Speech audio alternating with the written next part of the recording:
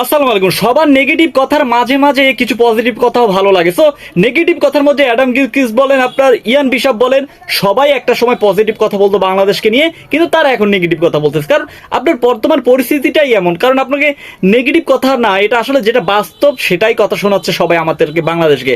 তার পরিপ্রেক্ষিতে M S Dhoni ছিল পুরাই অন্যরকম। বাংলাদেশ পজিটিভ থিং রয়েছে এবং বাংলাদেশ সামনে অনেক দূরে এগিয়ে যাবে, এই ধরনের একটা কথা। সো এখন কথা হচ্ছে কেন পজিটিভ।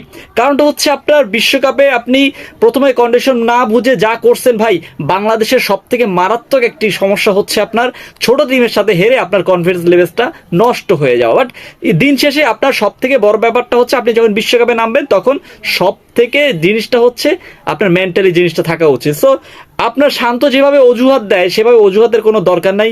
আমাদের ব্যাট বল আছে, আমাদের টাকা আছে, আমাদের প্লেয়ার আছে, আমাদের সবই আছে, কিন্তু আমাদের মেন্টালি জিনিসটা নাই। আমাদের স্কিলের অভাব, সেটাও আপনি বলতে পারেন, সেটাও বলতে পারেন, আবার নাও বলতে পারেন। কারণটা হচ্ছে আপনার এখানে স্কিলের কি হয়েছে, স্কিলের অভাব আছে।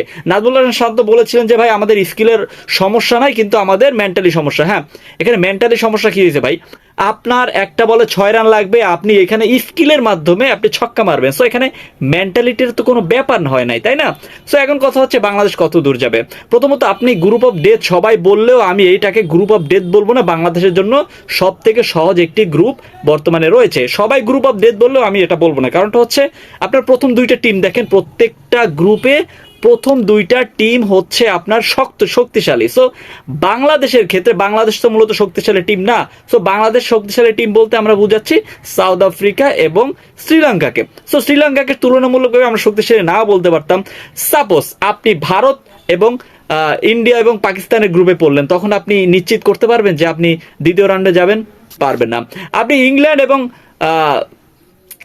এবং অস্ট্রেলিয়ার গ্রুপে পড়লেন, পারবেন? কখনো চিন্তা করতে পারবেন? কারণ দুইটা টিম কিন্তু যাবে সেখানে।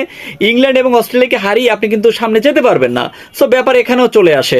আপনি ওয়েস্ট ইন্ডিজ, নিউজিল্যান্ড, আফগানিস্তান গ্রুপে পড়বেন, কোনো ইয়া নাই, আপনি ওখানে চান্সই নাই যাওয়ার। সো এখন কথা হচ্ছে আমরা ইন ফিউচার বলবো কি, আমরা আমাদের বিশ্বকাপ প্রায় 8টা বিশ্বকাপের প্লেয়ার রয়েছে, 8টা বিশ্বকাপে খেলা প্লেয়ার রয়েছে। সাকিব আল হাসান, তার দিকে তাকিয়ে আমরা বিশ্বাস করতেই পারি আমরা দ্বিতীয় রাউন্ডে উঠতে পারবো। সো আপনি কি মনে করেন বাংলাদেশ কোন কোন টিমের সাথে জিততে পারবে?